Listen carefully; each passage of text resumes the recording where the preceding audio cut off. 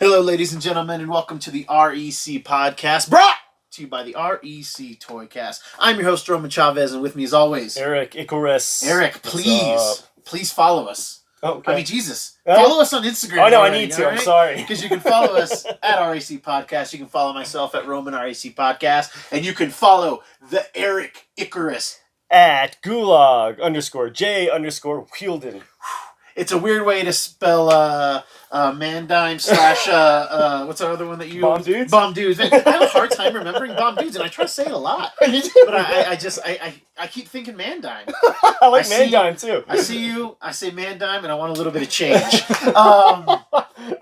We had a fun episode earlier this week, and we had a fun interview out. So if you guys haven't listened to Joelle Jones, check out Eric talking to her, artist extraordinaire. I actually, you guys can't see this yet, but Eric, I wanted to pull this out. This is a Joelle Jones cover that I love. Oh my! Wow! Love. It's for the Uncanny Avengers variant for number 7. She draws a wonderful rogue in this kind of Women of Power from a couple years ago. That is cool, man. I absolutely love it. I was like, I've got some good Joelle Jones art. That Once you know it's her art, you're like, oh, I know that art. Yeah, I see it. So recognizable. Yeah, I'm just seeing it everywhere. Oh yeah.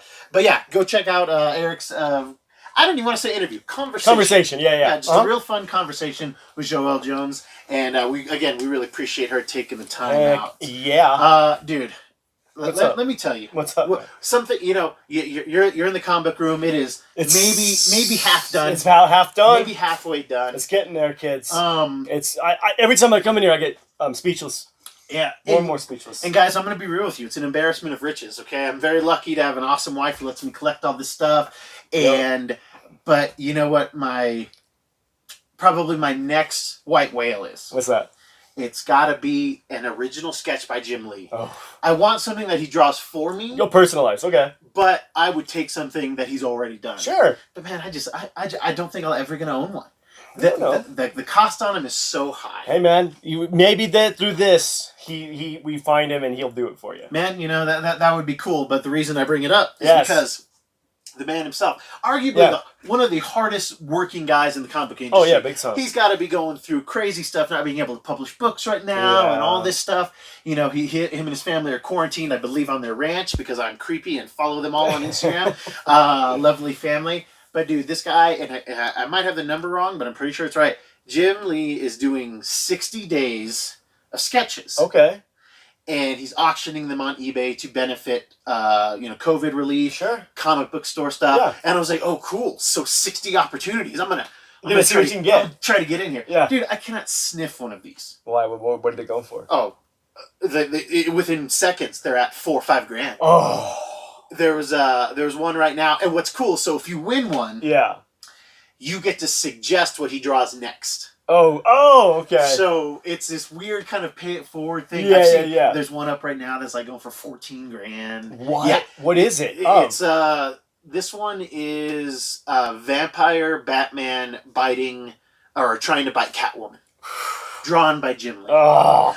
The one that he posted today is Dead Man. Oh! Yeah, I'll have to pull him up and I'll have to show you. Man, that's the one I want right there. But it's really cool because this is a guy who is, again, quarantined with his family. Yep. He's got a lot of kids. Oh, yeah. A lot of family members. And he always seems like such a great dad on there. Totally, yeah. And not only is he doing that, but then he's drawing 60 sketches that are he's gonna raise a lot of money, man. He is. He's gonna raise so much money. Big time, man. And I just get to watch these bids just go way up and way up. Just out of your reach. Oh, completely out of my reach. Something I will never own one of these. Well, I'll never own one of them. Ever. That's true. But I thought it was I thought for the donations were going to be for the Dan DiDio doesn't eat out of the garbage fund. Yeah. No, Dan DiDio is doing fine. His handle used to be like at DC Dan or something like that. Yeah. Now it's just that Dan DiDio, whatever. And he's been bagging and boarding. He's like, I needed to catch up on some stuff anyway. Yeah, that's cute. So he's gone the way of the DiDio. Yeah. Oh God, the DiDio bird. That's some gentle comedy. Stopped you right in the tracks. It did. I forgot what I was going to talk about, but I think it's excellent that Jim. Like I said, that he's more than earned my admiration, and this is just another Yeah. him Well, being you've a met good him dude. a few times, right? Yeah, oh yeah, I've talked to him a couple There's a times. picture of you right there with him. Super nice, and you know, I called him old. Did you really? Inadvertently. What did you say to him? Well, so he was doing a drawing demonstration at Right, San Diego Comic Con. Yeah. It's crazy because he goes in one of the smallest rooms that, Right. I mean, doesn't even seat maybe no, it doesn't even. Oh, seat so it's 100 one of the people. on the upper deck. Yeah, it's one on the those. upper deck on Yeah. the opposite side, Yep, which yep. is those little, you know, room A, B, C, D, Yep, or whatever. yep. And so he'll do like a drawing thing, and basically he just takes questions from the audience and he just starts doodling, and then he like randomly gives out those sketches there. Man, I cannot get a Jim Lee sketch. So you were in the audience when he was handing those out? So yeah, so then he, you know, he'll raffle them off, or he'll Okay. do something, or if you ask a good question sometimes. And Oh, you would be perfect. You have perfect. This Jim Lee one question. time I didn't get to ask him. I asked him a question. He wasn't doing it that way. He was doing a raffle. Yeah. But anyway, yeah, he just you know, he's so nice, Yeah, and you know, and nobody's going up there to ask him questions. So I go up, Yeah. and I was like, you know, I was asking him about like being a collector. I was like, you know, being in the game for so long. Sure. I was like, is there anything you're like, man, I wish I would have got that, you know, that you just don't collect, and I just kept saying that he'd been in the game for so long. He's like, well, thank you for calling me old. But he had a very interesting answer. I asked him if there was anything that he's like, oh, I told him, I was like, I hoard your stuff. I was like, there's things that you do, and I'm like, I gotta have it, and I gotta have all of them. I want all of them. He's like, you know, I sold my collection. You know, I keep some things. He's like, but for me, you know, if I want something, I'll just go out and get it. Right. And like that cost that I'm paying to get it, like for me, he said it. You know, I'm paraphrasing. That's kind of like the storage cost. Okay. So if I didn't hold on to it and I let it go, or I had to sell it, and because he famously sold a bunch of Jack Kirby art, because he has like 9 or 10 kids, Sure. to like put a bunch of his kids through college. Right. And you know, like for him, it's just like, yeah, I'll get it again if I really want it. You know, there you go. I know he still has, at least a couple years ago, he still had those 4 covers for X-Men #1, the original. Yeah. And he's like, yeah, these will be for a rainy day kind of thing. You know, I do almost as hardcore as just kill for something like that. Oh yeah, One of those. And yes, guys, I can go to there's a couple websites that Alfred Moy, I believe, is the big guy that sells original art. Yeah. I could buy that, and Sure. it's expensive but doable. Right. But man, if I could get something that said like 2 Roman, Yeah. or 4 Roman, You know, if you're gonna pay that kind of money, I'm sure he would give you a custom drawing. But personalized, rather. You know what? It's something to do. Maybe when he's older and retired. Sure. You know? Yeah. I would say so. I think he seems like he'd do it if circumstances being right. Yeah. I think I could see him giving you a hand drawn Phoenix. And you know, and he's Korean. I need to see if my mother-in-law knows his family, because they do that. You know, they're a tight knit community. Okay, that's what I need to play that angle. All right.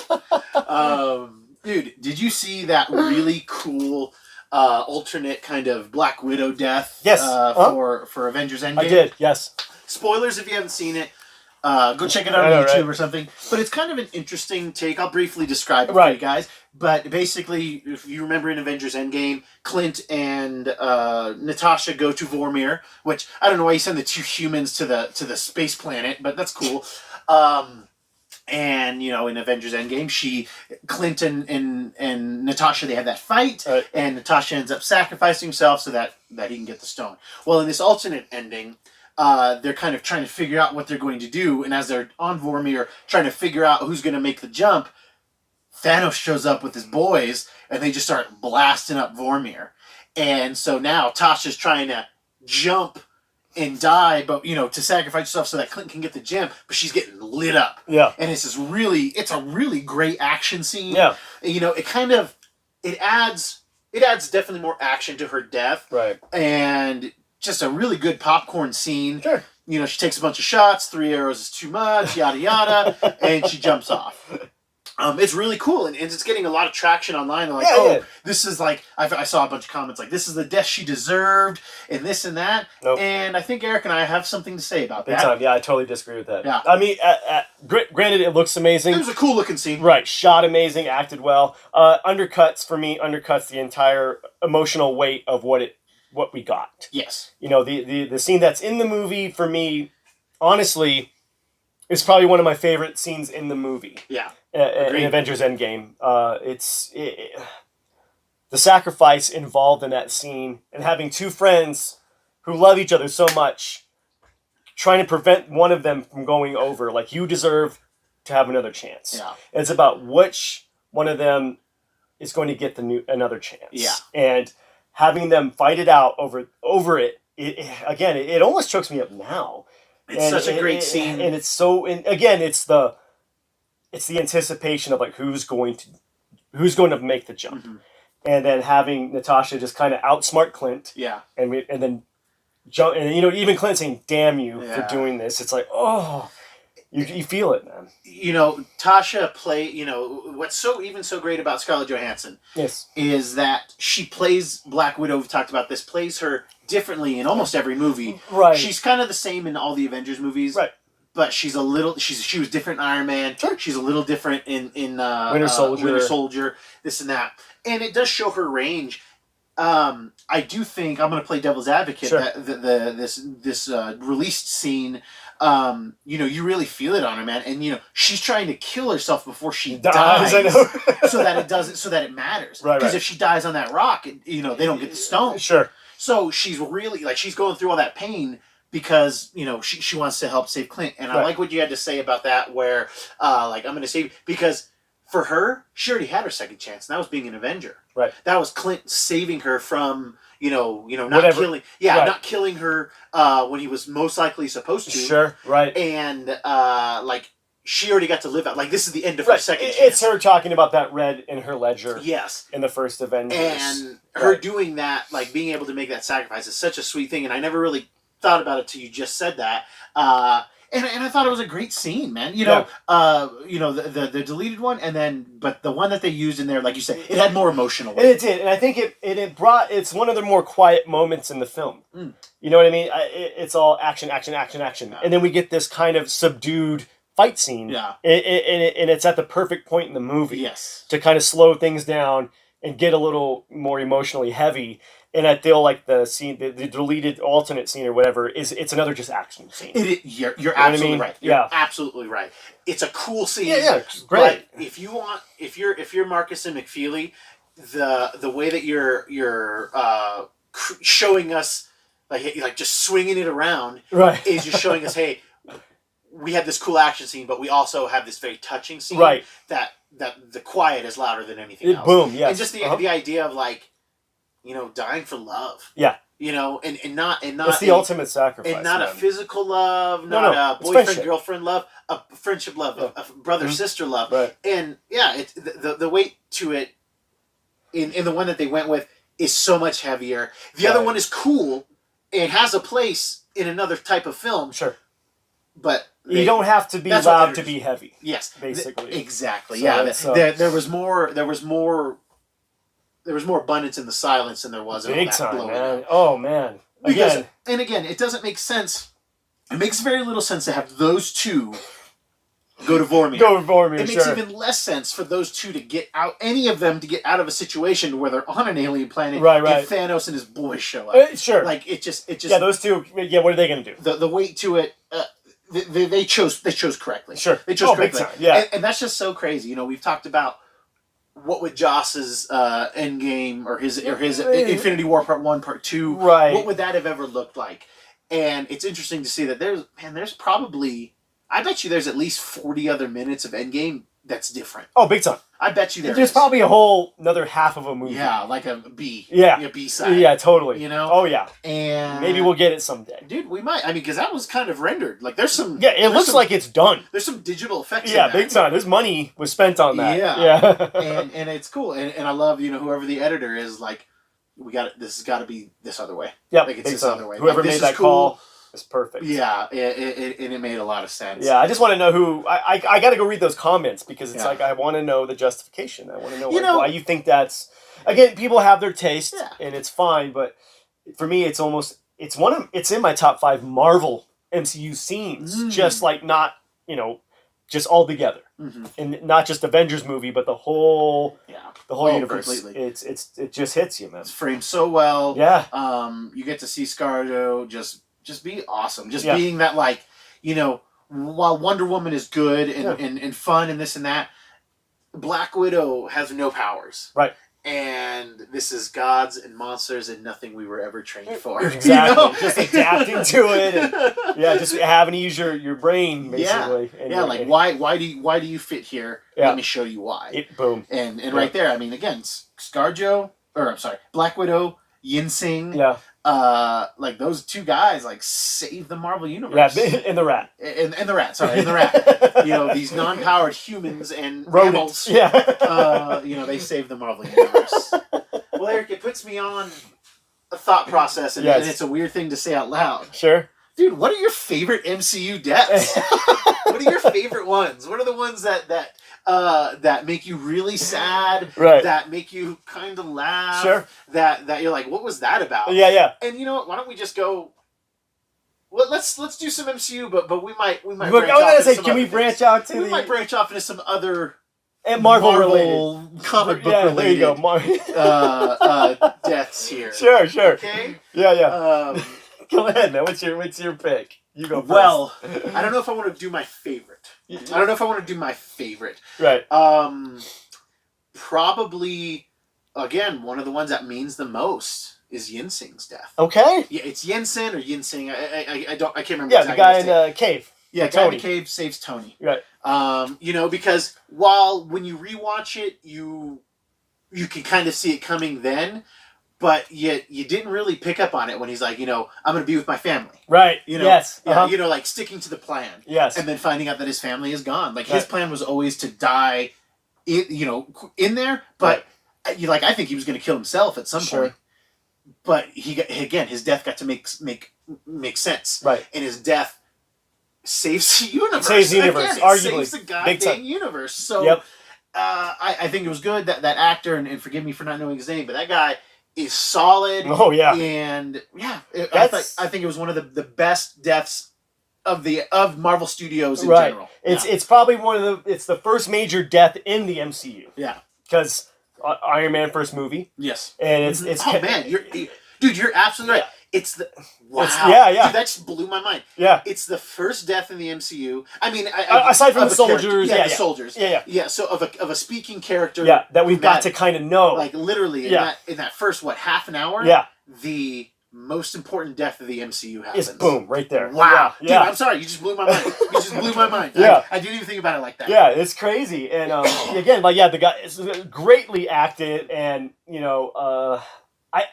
I don't know. It's hard to speak about it because it is what it is, and it's perfect. Yes. And the guy acted it well, and it's just, again, sacrifice. It's not monsters. Nope. It's not. It's terrorists. It's terrorists. It's who are monsters? Yeah. Yes, but it's people, though. Yeah. This isn't some robot ripping you in half. No. This is something that you take the suit of armor away, something that story could exist. It probably does in some sort of fashion. Yeah. And, man, and it's just, like you said, I didn't notice the part when he said, I'm going to be with my family, thinking, oh, Tony's going to get him out of here. And, I initially thought he was going to be like a villain down the line.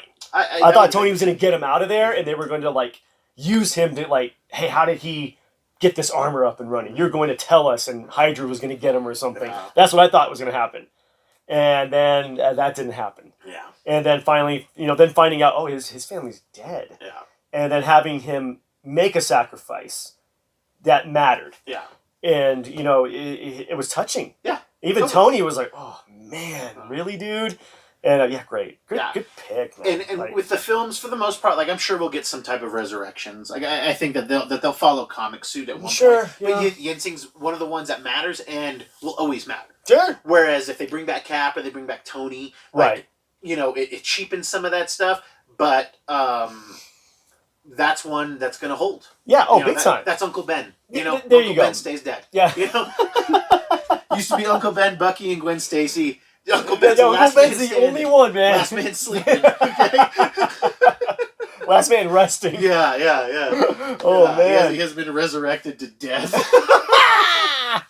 Oh, my God. All right, man. Lay one on me. Okay. I gotta go with. I'm not gonna go with my favorite either. Okay. I think I'm gonna go with kind of a funnier one, but I don't know. It could be debatable. Did the Collector die? You think? Did the Collector die? I know he was in the Hulk Ragnarok trailer. Yeah. But I think he's dead.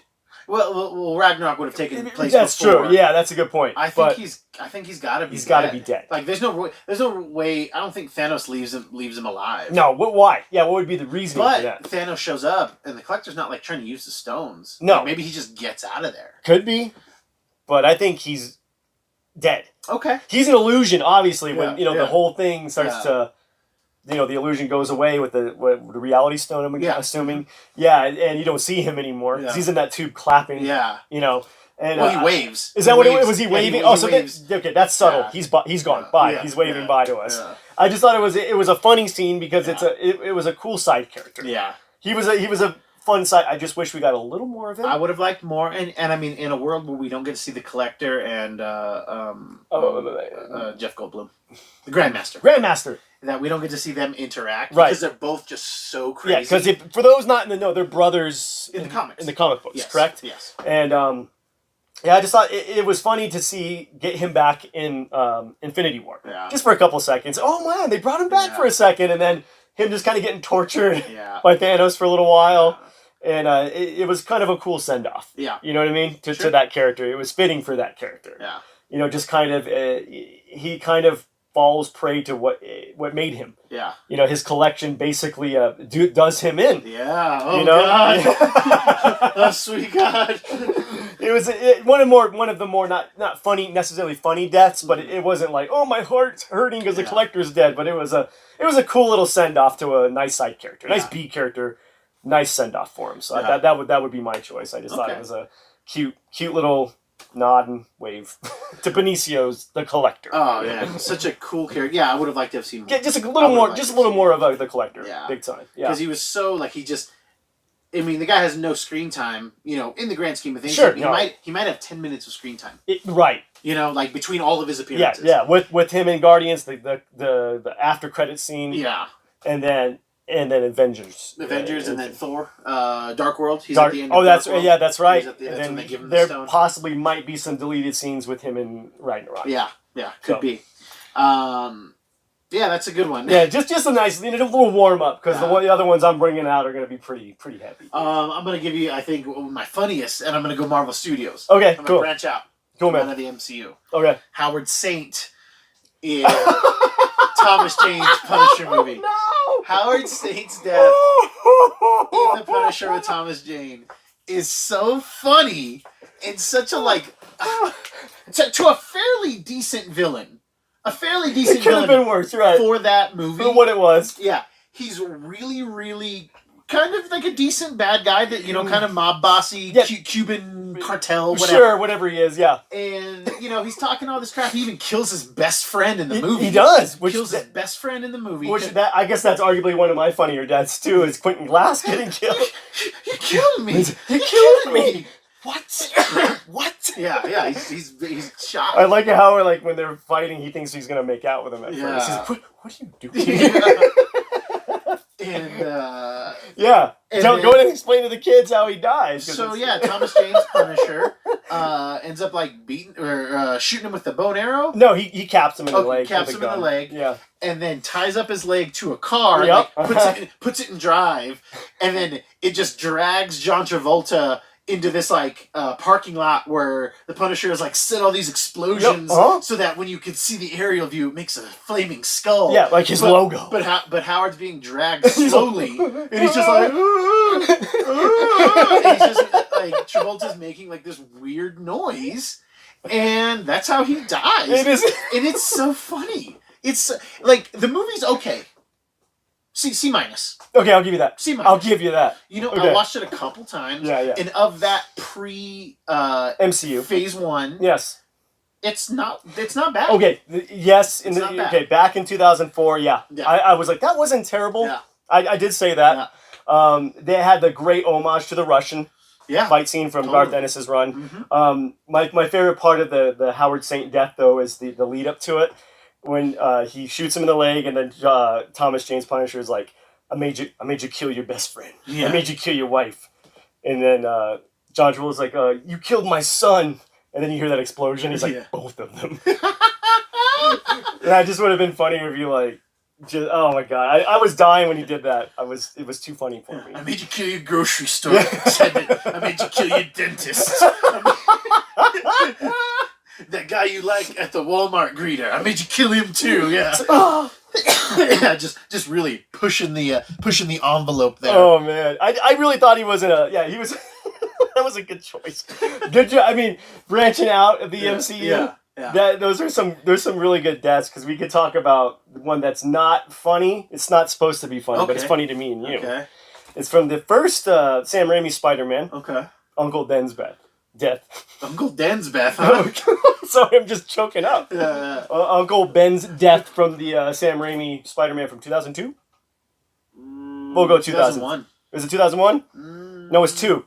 Yeah, it must be. It was 2002. Man, because X-Men came out in 2000. It did. Yeah. That's right. Okay, sorry. But, no, you're good, man. No, just the acting made me laugh. Oh yeah. He's like, Peter. It looks like dude, somebody shoot you? Or are you having a stroke? No, he's like legit, like Peter, Toby. When you're young, when it's 2002 and you're 17, 18, yeah, right? It's a funny death. Like you're not. It's not tugging. Well, in the moment, I was sad. But then rewatching it, I was like, "Oh man, that's bad." Yeah, okay, I'll give you that. That's bad. Yeah, because like you knew it was coming, and it was funny because that was a time when nobody knew comics. Right. You know, there were no casual fans. Yeah, that's true. And now, like everybody, like people who only know the films, they are so bored of Uncle Ben and the. They don't care. They don't even care about it. They don't even bother to even show it. Marvel tastefully. The MCU doesn't show it. They tastefully negate it. I mean, it's something that's kind of known about. Yeah. But they haven't even said the great power line in there, which thank you. No? Yep. I'm glad. Well, I like it. I never get bored of it. I mean, it's great just how they do it. Yeah. You know, and I think they're waiting for the right moment to do it. Yeah.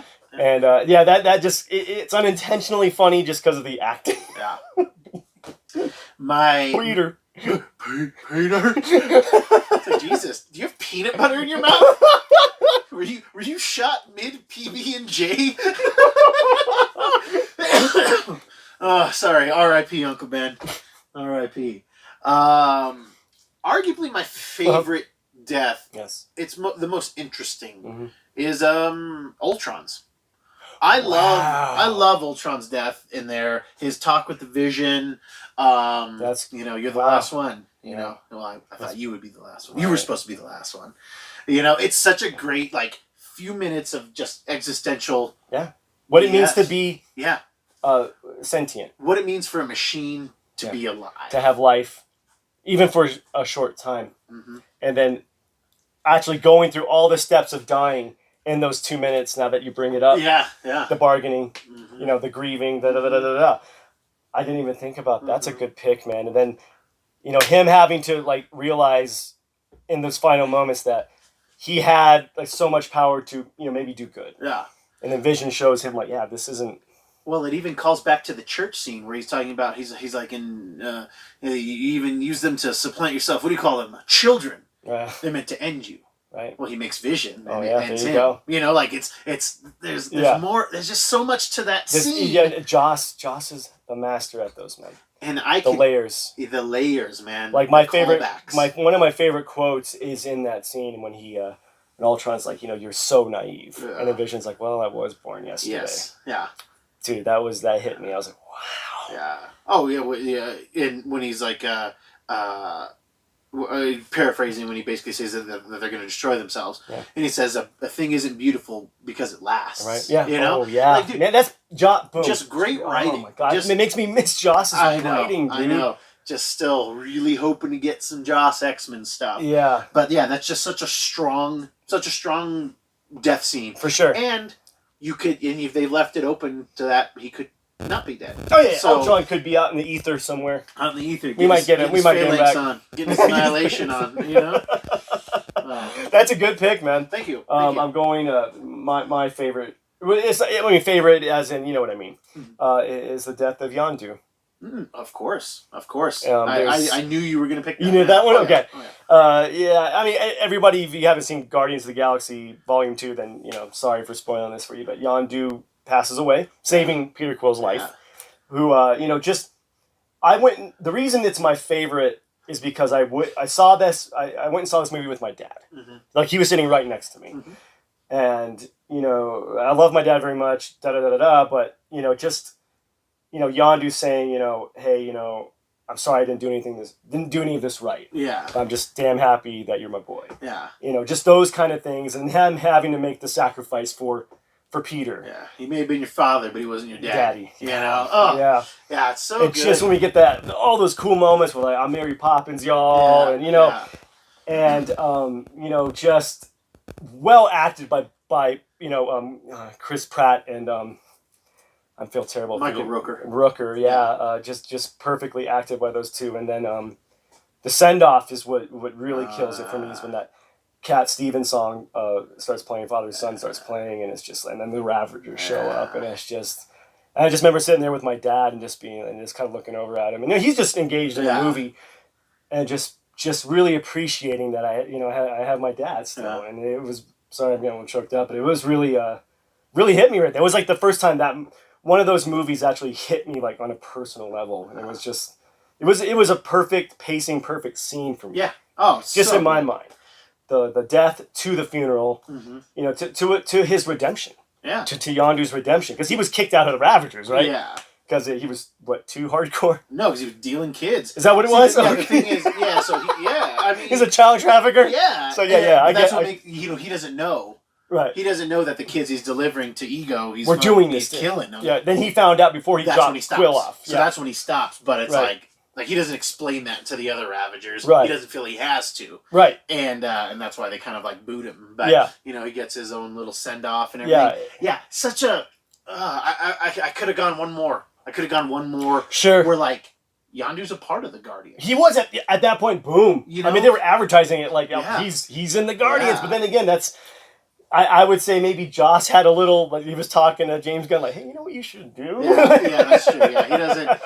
Joss that's a Joss move. Happy. Boom, right there, man. Lulls you into that comfortability with the character. I'm like, just joking. Yeah, we would have probably had way more deaths if Joss had done Infinity War. Oh, big time, dude. But oh god, that scene it's still up there for me, man. It's great. Just not even in comic book movies, but just in cinema. That death was like perfect. It was a perfect scene, perfect send off to the character. Again, of course we can use more Yondu. Yeah, he was great in that movie, but I think it was the experience of watching that with my dad sitting right next to me, and then kind of always knowing that your parents aren't always going to be here forever, but then. For me, I think that it's crazy how this movie about aliens and space pirates made me realize my dad's he's gonna die soon. Jesus Christ. He's gonna be gone. Yeah. And I've got to take whatever he taught me to survive. Yeah. And hopefully pass whatever I learned from him on to whoever, Yeah.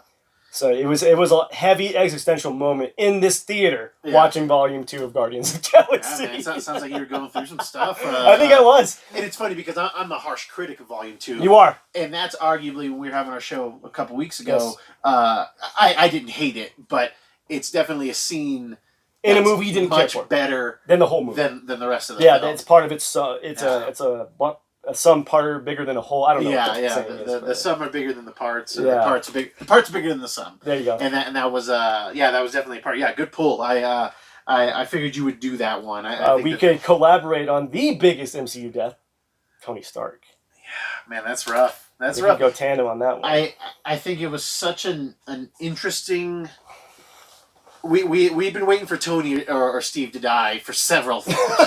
Well, he's been trying to kill himself for how many movies? Yeah. We because we knew it was going to happen, and we knew we were never going to be prepared for Tony Stark's death. I really thought they weren't going to kill him. I thought that he's going to go retire with Morgan and Pepper, and he'll come in once in a while. Yeah. Like MCU, but hey man, can you come in for 5 minutes and shoot this real quick? Yeah. I thought that's what they were going to do with him, and then, oh man. I knew they were going to kill him when he survived the fight with Thanos. Okay, you did. Okay, you had the inkling. I was like, I was happy that he survived, but I was like, oh no. Next movie, gone. They're just going to do it way harder. Yeah. And by a character who relies so much on speaking and mannerisms and all of that stuff, giving him that very quiet death. Yeah. Is like, and then if you watch it with the subtitles on, like. He is saying some words. Oh, he is? Yes, he is. He's like, hi, Pep. And he says, I'm sorry. Right. And it's freaking sad, having Peter. Now, I do think, honestly, I do think Tom Holland hams it up and kind of undercuts the scene. Just and doesn't I don't know. Didn't need to be there necessarily. Just I never really liked his whole Sir thing. Okay. I never really cared for that. Like, he's like, you did it, sir. Like, I don't like that. That you put it that way. Yeah. It reminds me too much of Peanuts. It reminds me too much of Charlie Brown. That it's like weird lesbian characters. Yeah. I just never did. I never cared for Tom Holland's use of it. Sure. And then just like, him like trying to say goodbye to Tony, and I get it that it's a meaningful scene, but they had their scene. They had their scene when they had the hug, and it's great. Right. But then it's a juxtaposition of the last movie where he's comforting Peter and he's going, and then we get him doing that. But you're telling me that Cap doesn't get to say goodbye? You're telling me? Well, they're bros, and then for all intents and purposes, Peter's his son. Yeah. And sons take precedence over bros. Yeah. Yeah. So he's got Morgan. That was his liege. I mean, that's the linchpin. Or not liege, but his squire, I guess. My liege. It is the reason. Like, Tony doesn't sacrifice himself for the universe if Peter has never in his life. It's true. In all those 14 million possibilities, it's the one where him and Peter connect. Right. And because he's got what he wants. Right. He doesn't need to bring Tony had his happy ending. He did. He did. He had it. Yeah. He survived it relatively unscathed. Right. He lost Pete, but I mean, he got Morgan and Pep, and just like you said, the quiet death to one of the more boisterous characters. I didn't think of it that way, and just the lead up to it, where he says, Thanos, I am inevitable. I am Iron Man. Saying anybody else could say goodbye to somebody, could do this and that, but he's just like, the last line of Iron Man 1, his last line, verbally, right? You could hear. His last heroic line is to say he is Iron Man, and it's a callback to Avengers 1. You're not the kind of guy to lay on the line. He's like, I just find a way to cut it, right? And that's what he had been doing every time. Right. Every time he sacrificed himself, he knew there was I'm finding a way to cut the line. I'm finding a way to cut the line. And looking at Doctor Strange, that scene was so. I can't cut this line. I have to lay on it. Yeah. And I mean, the theater was silent. I was getting ready to say that was my the part that made it so impactful. Again, was the aftermath, the funeral. Because how loud was that movie, man? We went and watched it, dude. That movie is loud. Everybody, cheering, and rightfully so. That's the movie you go watch a midnight movie for, at least an early release for. You want to be in a sold out theater and share it with people, and then you want to come back in its 12th week, its last week in the theater, and you want to watch it one more time with 3 other people, and that you all kind of snicker and sob at the same things. And that Tony Stark moment is it's heavy. Rough. It's heavy. It's and again, the funeral scene, just going through the friendships and the people in his life, it was, obviously it was the most important people up front, and it kind of pans back, and it was a cool way to see how many people he touched in his life, how many heroes this man made. Have you ever seen the alternate death scene? No. Oh, this was definitely not. I could make an argument for the Black Widow one. Sure. But this one? They all start kneeling. Oh, no. Yeah, no. It was super cheesy. No. It was super cheesy. And this wasn't completely rendered like that other one was. Right, the Black Widow one. So it's like a green screen, and they're all starting to kneel. No. Because there's no reason. For that. There's no reason for that. Seeing Tony would hate that. Seeing Steve and Thor teared up. Yeah. Making a god cry. The perfect man. God's perfect soldier. Yeah. It was such a crazy. And then even when because I got a little choked up at that part, but then, you get to the scene when it's, the funerals, everyone's kind of going their own way, and then you get into the living room with his daughter, the I love you 3000 part, and then Happy having to comfort his daughter. Yeah. It's still, that movie's hitting you on the way out still. It was a perfect send off to the greatest character in the MCU. Oh yeah, hands down. There's the distant second is arguably Steve Rogers or even Spider-Man in the MCU. But yeah, Tony Stark was the MCU, and he dies, and now we have coronavirus, and all the MCU movies are pushed. Coincidence? I think not. Kids, there are so many impactful MCU deaths, but I gotta tell you, I think that's our show for today. I think so. If you like what we're doing, please hit the subscribe button. Give us a like. Tell us what your favorite MCU death was, and your non-MCU Marvel Studios. Yeah, there you go. Because I think we're gonna have to come back. I think we need to. Yeah, I think so too. There's more. There's a couple more. There's a couple more.